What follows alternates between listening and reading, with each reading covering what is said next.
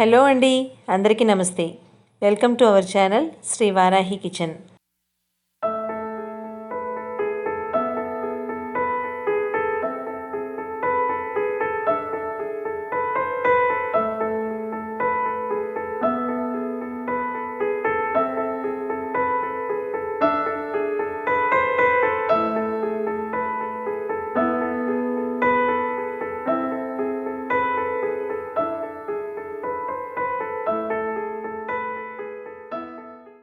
ఇవాళ మనం చూడబోయేది శ్రీరామనవమి స్పెషల్ వడపప్పు సెలవిడి పానకం.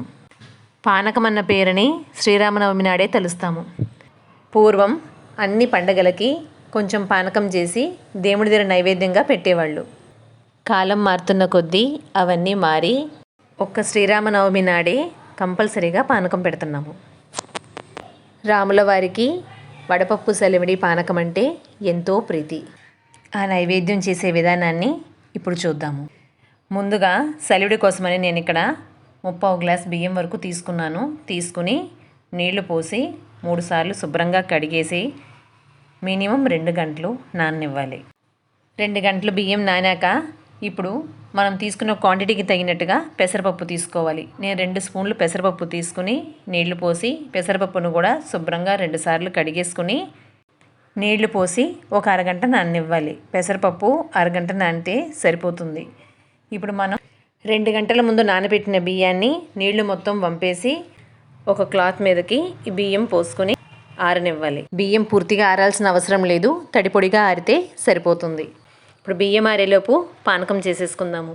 పానకం కోసమని నేను సుమారుగా ఒక 200 గ్రాముల వరకు బెల్లాన్ని తురిమి పెట్టుకున్నాను.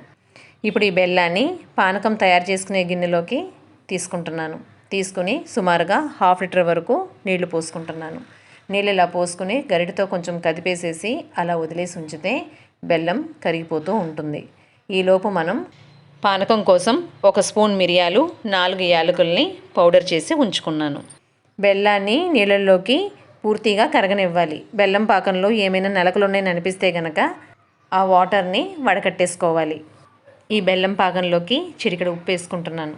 చేసి పెట్టుకున్న యాలకుల మిరియాల పౌడర్ని 1 స్పూన్ వరకు వేసుకుంటున్నాను. ఘాటు ఎక్కువ కావాలనుకుంటే ఎక్కువ వేసుకోండి, లేకపోతే 1 స్పూన్ సరిపోతుంది. వేసుకున్నాక మొత్తం అంతా కలిపేసుకుని తులసాకులను వేసేసుకోవాలి. తులసాకులను వేసేసుకుంటే పానకం రెడీ అయిపోయినట్టే. ఇప్పుడు మనం దేవుడికి పెట్టే నైవేద్యం పాత్రలోకి పానకాన్ని తీసేసుకోవాలి. ఇప్పుడు మనకి పానకం రెడీ అయిపోయింది. సెలవిడి కోసమని తడి బియ్యాన్ని ఆరబెట్టాం కదా, తడి పొడిగా ఆరిపోయింది. ఈ బియ్యాన్ని మనం మిక్సీ జార్లోకి వేసుకొని ఫైన్ పౌడర్గా గ్రైండ్ చేసుకుని జల్లెడలోకి ఈ పౌడర్ని జల్లించేసుకోవాలి. ఇలా జల్లించుకున్నాక ఈ జల్లించిన మెత్తన పిండిని మనం ఇప్పుడు సెలవిడికి ఉపయోగించుకుంటాము.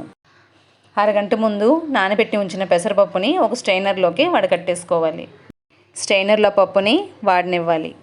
సెలవిడి ఎంత క్వాంటిటీ చేయాలనుకుంటున్నామో దానికి తగినట్టుగా మనం జల్లించిన పిండిని ఒక బౌల్లోకి తీసేసుకోవాలి. ఆ పిండికి తగినట్టుగా బెల్లాన్ని కోరి వేసుకోవాలి. బెల్లాన్ని కోరి వేసుకుంటే సెలవిడి చాలా తేలిగ్గా చేసుకోవచ్చు. ఇప్పుడు మనం నీళ్ళు ఎక్కువ పోయకుండా జస్ట్ వాటర్ని ఇలా చిలకరించుకోవాలి. నీళ్లు చిలకరించుకుని బెల్లాన్ని ఒత్తుకుంటూ కలుపుతూ ఉంటే పిండి చక్కగా ముద్దకొచ్చేస్తుంది. పొడి బియ్యం అయితే కొంచెం నీళ్లు పడుతుంది, తడి బియ్యానికి అయితే అసలు నీళ్ళు ఎక్కువ పట్టదు. మనం చిలకరించుకున్న నీళ్ళతోటే చూడండి ఇలా మనం ఆ బెల్లాన్ని ఒత్తుకుంటూ కలుపుకుంటూ ఉంటే చక్కగా చలివిడి ముద్ద చేతికి వచ్చేస్తుంది. చూడండి ఎంత బాగా వచ్చిందో. వాటర్ ఎక్కువ పోయకుండా కలుపుకోవాలి. ఇందులోకి 1 స్పూన్ ఆవు నెయ్యి వేసి కూడా కలుపుకోవచ్చు. ఇప్పుడు నేను సెలవిడిని దేవుడికి పెట్టే నైవేద్యం పాత్రలోకి తీసేసుకున్నాను. మధ్యకి ఒక చిన్న గుంట పెట్టుకుంటున్నాను. ఈ చిన్న గుంటలోకి ఆవు నెయ్యి వేసుకుంటున్నాను. ఆవు నెయ్యి వేసుకొని ఇప్పుడు మనం స్టెయిన్ చేసుకున్న పెసరపప్పుని సెలవిడి మీదకి పెట్టేసుకుంటూ గార్నిష్ చేసేసుకోవాలి. వడపప్పు సెలవిడి రెడీ అయిపోయింది. ఇప్పుడు దేవుడికి నైవేద్యం పెట్టే ప్లేట్లోకి వడపప్పు సెలవిడి పెట్టేసుకుంటున్నాను. రాముల వారికి పానకం వడపప్పు సెలవిడి నైవేద్యం రెడీ అయిపోయింది. ఈ వీడియో కనుక మీకు నచ్చినట్లయితే లైక్ చేయండి.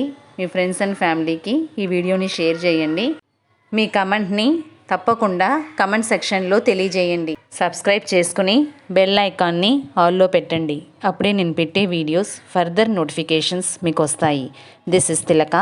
Thank you for watching.